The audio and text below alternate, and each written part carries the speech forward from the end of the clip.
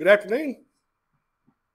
We are now going to go ahead and proceed with Unit 7, Section 1. This is Part 1 of 2 parts of Unit 7, entitled The Articles of Confederation.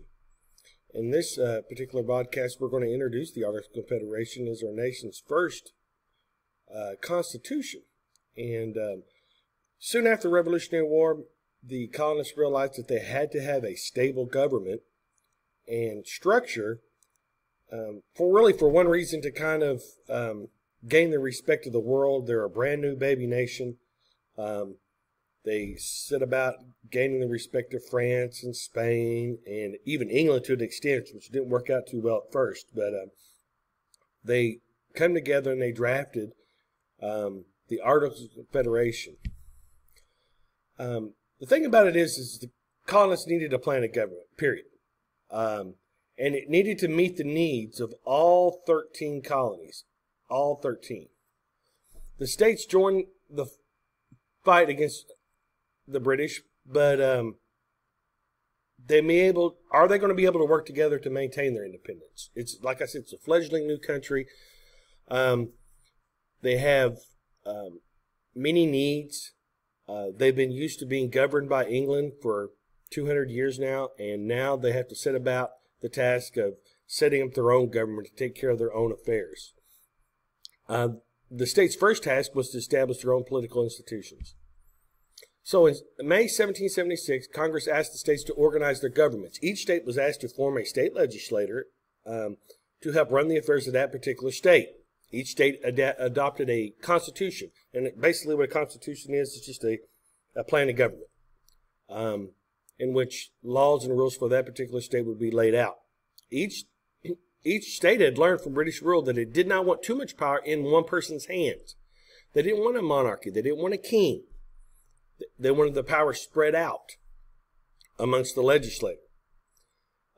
They did have a governor, but his power was very limited. Like I said, they were scared to death of installing another dictator or a king. Pennsylvania even had elected council with 12 members. Kind of spread that power out over 11 people, or 12 people, I'm sorry. So like I said, each state come up with a legislator, draft a constitution, and install some kind of government to help run their particular state. States also divided government between the functions of government between a governor and the legislator. Most states established a bicameral legislature. You know the term bicycle means two tires. Well, bicameral means two houses. The legislature divided the power between the governor and the legislator. The writers of the state constitutions wanted to keep the power in the hands of the people. They wanted the people to have representation, something they did not have during the Revolutionary War when England was passing all the acts and taxes that they were without having a colonist representation in Parliament. Elections were frequent. It was a very fluid government. There was a lot of turnover. Many people got to serve. In order to vote, and this hasn't changed much since the beginning of the colonies, you must have been a white male, at least 21 years old, and own your own property. It kind of leaves out those that didn't own property. Those that might have rented or leased properties and farms from other people, they didn't get to vote. So there was some stipulations about who could vote. Some states even allowed free African Americans to vote. The whole process of coming up with this Articles of Confederation, Americans agreed they should be a republic. That is a government for the people, by the people. The government is supposed to represent the interests of the people. And the way they do that is they rule through elected representatives. Another term we could use to describe a republic is a representative democracy. Disagreements arose on the organization of the powers. Which power or branch of government should have the most power? Most Americans wanted a weak central government. They wanted to maintain their own rights and be able to make their own decisions. And each state kind of operated as its own separate little independent country, which doesn't bode well for the collective, the colonies as a whole, because one thing might be a law in one particular state or colony, and then as you go a couple states over, it wasn't a law there. So there was inconsistency between the laws of each state. Each state would act independently when it came to taxes and governance of their particular state. And the central government would wage war and handle relationship with other nations. Now, even though each state had their own constitution, their own governor, and they passed their own laws for their state, they were committed to helping each other in times of war and to be able to deal with trade relations and international relationships with other countries. When planning the new government in 1776, Congress appointed a committee to draw up a constitution. And what they come up with in November of 1777 was the Articles of Confederation. It wasn't, like I said, America's first constitution. It had a central government in which most states kept most of their powers. So if you lived in Massachusetts, the Massachusetts legislator and governor made most of the decisions for you, not a central, like, quote-unquote, president, which we would have today, or Congress that we would have today that makes the laws for the whole nation. Under the Articles of Confederation, Congress had the power to conduct foreign affairs. That means they could talk and open up trade again with France and Spain and other countries. They were able to maintain an army that would protect all the colonies. They were able to borrow money and come up with a central fund. And they were able to print and issue United States currencies. That would be currencies that would be used throughout the colonies. So if you lived in Connecticut, it had the same currency as Virginia. And it was uniform throughout the colonies, which made things a lot easier. There wasn't nearly as many disagreements if you were all on the same money. Congress could not regulate trade. Massachusetts could not tell Virginia who they could trade with. Georgia could not tell South Carolina who they could trade with. It could not draft or force people into the army. It was still a volunteer army. And it could not impose taxes. Taxes were passed by local state legislators, not by the Congress of the United States. They did not pass laws to bring in money that the United States government needed. The only people that could tax you were the people that were in the lawmaking body of your state. And if Congress needed money, they had to approach each state individually and ask for money. So if they needed money, they would go to Massachusetts. We need some money for this fund. Go to Virginia. We need money for the Congress. Go to Georgia. We need money for the Congress.